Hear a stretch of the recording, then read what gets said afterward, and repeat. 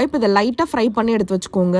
கொஞ்சம் பெரிய பீஸா போட்டா சாப்பிட நல்லா இருக்கும்ன்றதுனால நான் இந்த மாதிரி சேர்த்திருக்கேன். இன்னும் 2 டேபிள் ஸ்பூன் எண்ணெய் சேர்த்துட்டு பட்டை வகைகள், 2 ஏலக்காய், 1/2 ஸ்பூன் அளவுக்கு சீரகம், சோம்பு சேர்த்துக்கோங்க. இப்போ 2 பச்சை மிளகாய் சேர்த்து வதக்கிக்கலாம். 1 ஸ்பூன் வெறுமிளகாய் தூள், 1 ஸ்பூன் கரம் மசாலா, 1 ஸ்பூன் அளவுக்கு தனியா தூள், 1/4 ஸ்பூன் அளவுக்கு சீரகத்தூள், 1/2 ஸ்பூன் அளவுக்கு உப்பு சேர்த்து வதக்கிக்கோங்க. இப்போ நான் ஒரு மீடியம் சைஸ் வெங்காயம் நல்லா அரைச்சு எடுத்து வச்சிருக்கேன், அதை சேர்த்து வதக்கிக்கலாம். இந்த அளவுக்கு நல்லா வதங்கி வந்ததும் 1 ஸ்பூன் அளவுக்கு இஞ்சி பூண்டு பேஸ்ட் சேர்த்துட்டு அதையுமே நல்லா வதக்கிக்கோங்க.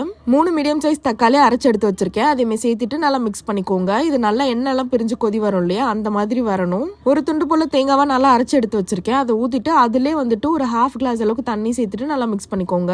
இதுவுமே இந்த மாதிரி எண்ணெய் எல்லாம் பிரிஞ்சு வர அளவுக்கு குக் பண்ணிக்கணும். இப்போ நம்ம ஃப்ரை பண்ணி வச்சிருக்க காலிஃபிளவரை சேர்த்துக்கோங்க. நல்லா மிக்ஸ் பண்ணிட்டு லோ ஃபிளேம்ல வச்சுட்டு ஒரு 2 நிமிஷம் நல்லா கொதிக்கட்டும். இந்த அளவுக்கு கிரேவி நல்லா திக்கா வரணும். இப்போ கருவேப்பிலை, கொத்தமல்லி எல்லாம் போட்டு இறக்குனீங்கன்னா ஒரு சூப்பரான காலிஃபிளவர் கிரேவி ரெடி. இது சப்பாத்தி, நெய் சோறு, தோசைன்னு எல்லாத்துக்கூடமே அட்டகாசமா இருக்கும். ஸோ கண்டிப்பா நீங்களும் ட்ரை பண்ணுங்க. மறக்காம நம்ம சேனலை